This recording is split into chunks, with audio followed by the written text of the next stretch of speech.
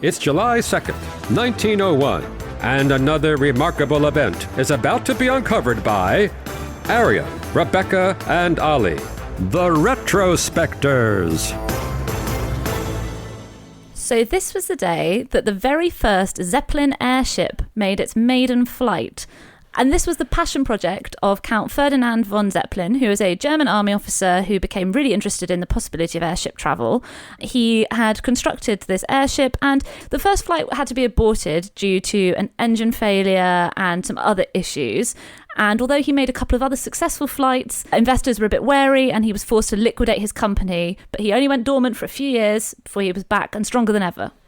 I mean, it is the astonishing thing about the whole Zeppelin story that you've got people still coming back for more, where it, like the LZ2, the LZ3, the LZ4, they all crashed or had issues and suffered great sort of problems that seemed as though they were going to be company ending, and yet they flew again. Well, hold on. A few things there. One, he's an aristocrat, so company ending isn't really a problem, is it? I mean, you talk about him liquidating the business. You also say, Rebecca, that he was interested in airships. Worth noting, he's interested in airships because at the age of 23, he went to meet the President of America to discuss his ideas just because he could, because he was a German aristocrat, and that's the kind of thing that you could do and open doors to discuss. He didn't even get round to designing what we now know as the Zeppelin until he fell off a horse in the army and had some time on his hands. He was just basically a hobbyist. Right, he wasn't even an engineer. So he was just like, there was a lot of money behind this. He retired at 52 from his army career and then just went off and did this whole astonishing other thing of like dabbling in massively expensive airships. Airships were one of those things that at the time were a bit of a fascination for eccentric amateur inventors. So they'd been working airships since the 1850s, but they were more like hot air balloons. They'd have a little platform underneath that a pilot and maybe a guest could go on. But the Zeppelin was the first one that could carry passengers, although you'd have to be quite a hardy passenger to want to go on it. The platform was suspended underneath and it was extremely cold. Even when the proper passenger services got going, all the passengers had to basically wear fur coats all the time, because you were essentially, if you think about it, an airship doesn't go anywhere near as high as a plane, so it doesn't have to be pressurized or anything, but as you can imagine, being several hundred feet in the air, it is extremely cold and windy and uncomfortable, and very high risk that you will crash and burn. To be fair, loads of planes crashed as well in this early stage, right? Okay, but I think there were actually more plane crashes than there were airship crashes, certainly transatlantically. Yes, but there weren't that many airships. I did some quick maths on Wikipedia, and by my count, there were 121 Zeppelins completed between 1900 and 1937, and of those, only 35 met a natural end by being decommissioned. Okay. So that's like 80 or 90 airships that were literally just crashing and burning. And the other thing is, obviously, there wasn't very much room for passengers because almost all of the space of the airship is occupied by hydrogen. So the most famous and successful of the Zeppelin, the Graf Zeppelin, which was number 127, it made 590 flights between 1928 and 1937, including the first transatlantic airship flights, but it could only hold 24 passengers and 36 crew. So if you imagine that ratio, it meant that travel was accessible to like the smallest, wealthiest elite. A trip from Germany to Brazil would set you back about £8,000 in today's money. But something really strange happened between the LZ1 and the LZ4. The LZ4 actually did crash. It became untethered while it was being repaired and tore on treetops. But because it had made several successful flights, it sort of captured the German public's imagination. And the Count von Zeppelin was seen as a bit of a patriotic hero, and millions of Reichsmarks were raised for his business. And it became a bit of a national symbol, which then came to a bit of a sticky situation in the mid-1930s when a chap you might have heard of called Adolf Hitler decided that the two most famous Zeppelins, the Graf Zeppelin and the Hindenburg, of whom more later, should be used to drop leaflets and play loudspeakers for the referendum, which basically ended up allowing the Nazis to take over the German parliament. It's amazing that we've got 2 months into a history podcast before mentioning Adolf Hitler. Yeah, that's an achievement in itself. We've done Hugh Laurie twice. The two Zeppelins toured around Germany, dropping millions of leaflets to people on the ground. And it was apparently seen as one of the reasons for the Nazi Party's success, aside from the fact that the vote was probably massively rigged. We should talk about why we think of Zeppelin when it comes to airships when there were other airships, like what he managed to do that innovated things. One thing was, instead of there being a huge gas bag, there would be 8 or 9 smaller gas cells. that could be contained and valved. So that means you can aid with descent, basically, by tweaking knobs. Because before that, the big challenge was, how do you steer this thing?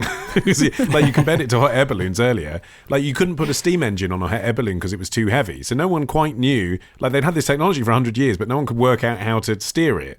So he did that.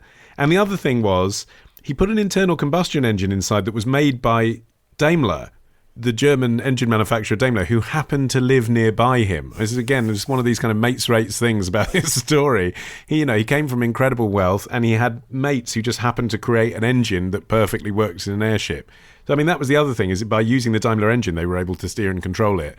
That's what gave him a march upon the rivals by this time in 1900. So let's talk about the Hindenburg. All conversations eventually end up at this destination. I know. So initially, it seemed like it was going to be a big success story. It was the first passenger airship to have interior cabins, meaning it wasn't cold and drafty, and there was a lot more space. So it had a dining room, it had a bar, it even had a smoking room. Although, before you start poking fun at the ways of old-timey people, it was airlocked and it only had an electric lighter. So they were aware of the dangers of open flames.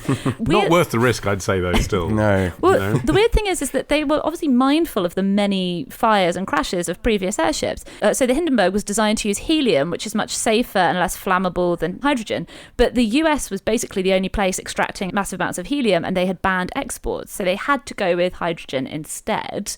So in July 1936, the Hindenburg completed a record time Atlantic round trip between Frankfurt and Lakehurst, New Jersey in 98 hours and 28 minutes. And then on May the 6th, 1937, its next season, because that was the other things, airships could only travel in good weather, basically. So on its next season, it was just about to land in Lakehurst, and it burnt up in literally seconds. Although, of the 97 people aboard, 62 people did survive because it was so close to the ground at the time. That is astonishing. I mean, having seen the footage, it really does look like it just goes up and then the whole thing is just a wreck on the ground within seconds. So it's amazing that people actually managed to get out. Yeah, I agree. I had no idea there were so many survivors. But reputationally, I think it's fair to say the airship was pretty damaged by that, wasn't it? I mean, like, you ask the man in the street about airships, and that's probably one of the first words that comes to mind, isn't it? Hindenburg. Almost to the extent that I think it's become conflated with the Titanic, in that people almost think it was like the maiden voyage of the Zeppelin, the Hindenburg. And it wasn't. They'd been flying successfully for decades. Yeah, and it wasn't one of the most deadly airship disasters by far. There'd already been many other airship crashes where, everyone or almost everyone on board had perished. So it wasn't even really the most dangerous, but it was the fact that it was captured on film, and obviously the very memorable commentary of Herbert Morrison, who was a CBS reporter who'd been dispatched to basically narrate the landing of the Hindenburg, and instead obviously ended up inadvertently capturing its destruction. Do you know there are some people that are trying to reanimate airships? No. Go on. In my neck of the woods, near Bedfordshire, there's a company called HAV who have been creating this thing that locally they've nicknamed the flying bum, because it does look like some buttocks. But it is actually called the Airlander 10. And it's a hybrid of a plane and an airship that uses helium rather than hydrogen. So these days they've learnt that lesson, Rebecca. They've made sure it's helium. And it was originally developed as part of a US Army project that was then abandoned in 2012. And this British company have been converting the aircraft into something that they say will be able to carry 90 civilians by, I think they're now saying 2025, like the date always shifts. But they reckon now, if you go on their website now and watch their promotional video, it's all about COVID-19 and about how the pausing of international air travel has made us realise what quiet skies look like. And they're basically betting on the idea that airships are the answer because they're quiet, they're environmentally friendlier, sort of, although you have to source all that helium. They don't have any emissions, and they can be run off electric engines. So they're actually still developing them. They're looking for investment, You can. That's the sound of me going to their investment page. It can land on ice, Arion. It can land on sand. Mark my words, 2025, summer of blimps. Tomorrow. You did wrong, Captain, to mix cheese with plums. White cheese is never safe. Ditch the ads and get a Sunday episode when you join Club Retrospectors. Patreon.com/Retrospectors.